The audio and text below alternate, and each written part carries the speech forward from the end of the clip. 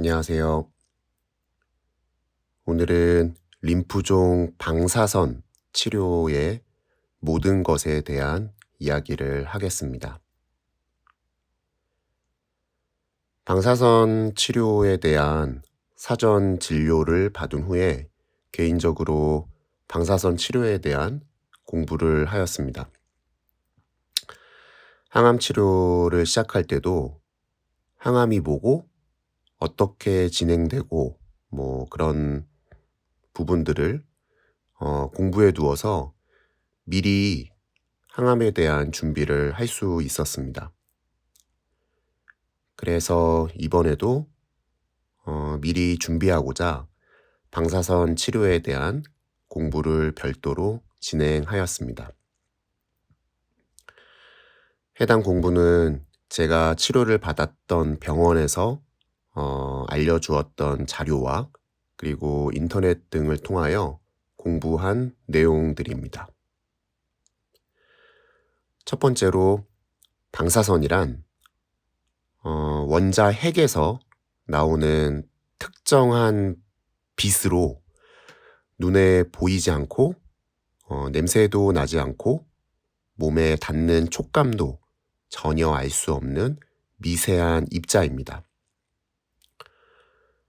방사선 치료란 높은 에너지를 발생시키는 장치에서 나오는 방사선을 이용하여 암 환자의 종양을 파괴하는 암 치료 방법입니다.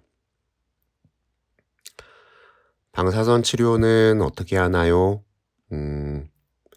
암 환자 몸에 있는 종양 부위에 방사선을 쪼이는 외부 조사와 신체 내부 종양 부위에 직접 방사선을 주입하는 근접 조사가 있습니다. 저 같은 경우에는 종양 부위에 방사선을 쪼이는 외부 조사 방법으로 진행하기로 하였습니다. 방사선 치료를 하면 어떻게 종양이 죽나요?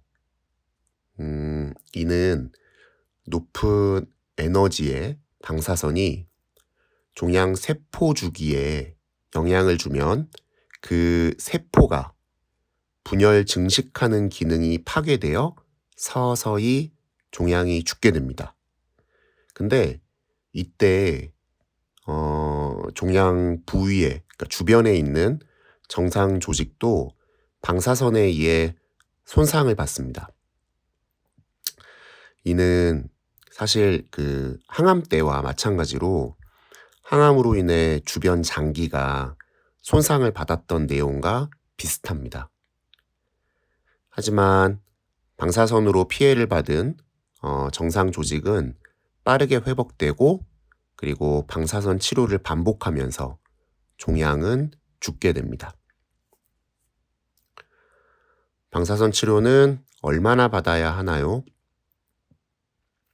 이는 암 환자의 상태에 따라 치료 기간이 모두 다릅니다. 방사선 치료 시 아픈가요? 이는 앞서 말씀드렸었던 내용처럼 방사선 치료 중에는 아무런 통증을 느끼지 못합니다. 마치 엑스레이 촬영을 할 때와 마찬가지로 아무런 느낌이 없습니다.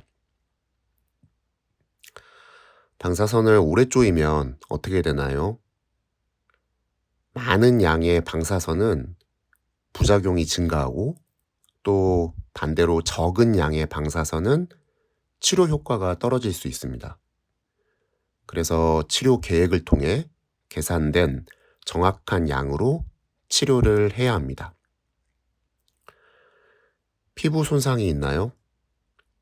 방사선 부위가 검게 변색되기도 하고 크거나 짓무르며 피부가 벗겨질 수도 있습니다.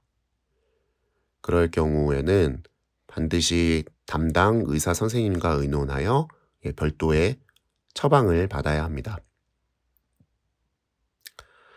식사 관리를 해야 하나요? 특정 식품이 그 방사선 치료 효과를 높이지는 않습니다. 그래서 그냥 다양한 음식을 골고루 섭취하면 됩니다. 치료 후 방사선이 남아있나요?